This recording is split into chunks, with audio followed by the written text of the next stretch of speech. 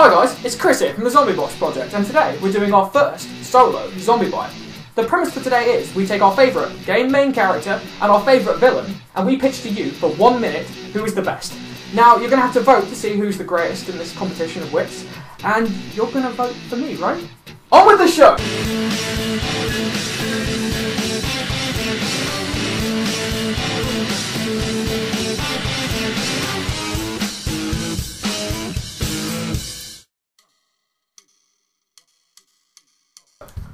My favourite hero, or heroine to be more specific, is Lara Croft. And Tomb Raider to me means spending some quality time with my dad and just playing a game together, you know?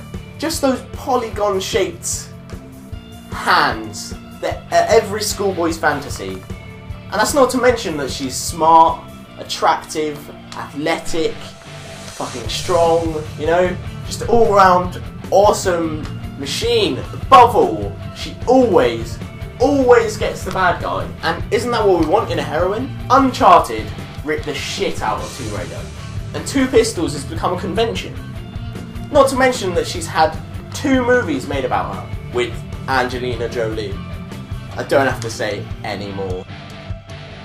Cheese. Cheese for everyone. 4 words to echo throughout history. You know exactly what I'm talking about. The great Lord Cher Gorath. Now, I may be exploiting a loophole here, but you know for a fact that champion of Cyrodiil, hero of Kavash, leaders of the Fighters Guild, listener of the Dark Brotherhood, and Archmage, all of Cyrodiil, are in fact the Mad God Cher Gorath, a character that recurs in Elder Scrolls history. This is the first time ever that a character from a game before has come back in a sequel. And people may not know this if they haven't played the Shivering Isles, but you will meet him, the guy who gives you the Wabberjack, the crazy bloke. He was the character who you played throughout the entirety of Oblivion.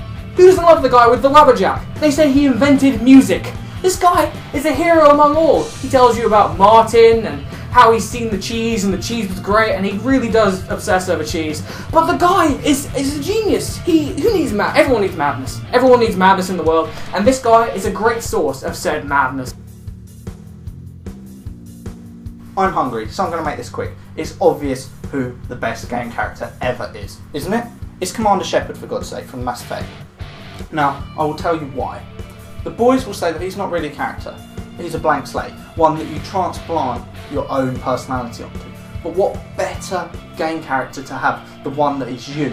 You are the game character. I mean, that just wins straight up.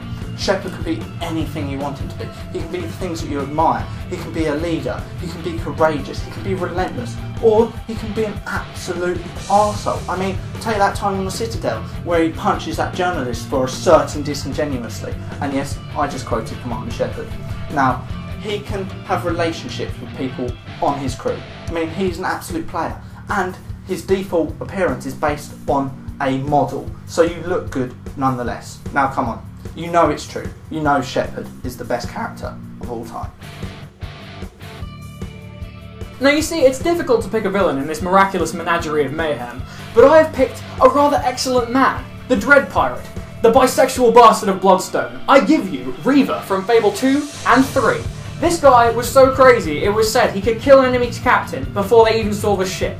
This is ridiculous, not to mention he's voiced by one of the greatest men alive, the great Stephen Fry. Okay, what more can I say? He's immortal, he sacrifices people and continues on their life from where he left off. Not to mention, he moves with the times. Look at Fable 3, we're in the industrial age. This guy was a pirate, you think he would have died out? No, he gets a prominent position in the government. I think that reflects his current climate, don't you? I mean, the orphanage needs work. What's he say? Turn it into a brothel, make more money. The guy's a fucking legend. And I'm gonna leave you with that. If you don't vote for me, you're wrong. I fucking love Zelda, and Ganondorf symbolises all that is great about that series. He seeks power, just like any classic game or literature villain, and his pure evilness causes the whole kingdom of Hyrule to fall into chaos. I mean, it's like Hitler and the Joker had a baby and then just sent him away to Hyrule just to fuck everything up and kill everybody. And the coolest thing about Ganondorf is that in his first iteration, he was a flaming pig. That's right, he was a flaming pig. That's like continuous bacon. And not to mention that he has just no soul and the hair to match it. I don't know why I can't just win on that alone. Now, my favourite villain in a game of all time is GLaDOS. And I'm not going to bombard you with fancy words or alliteration as to why. I'm going to give you hardcore facts. Now, for one, she's utterly, brilliantly clever.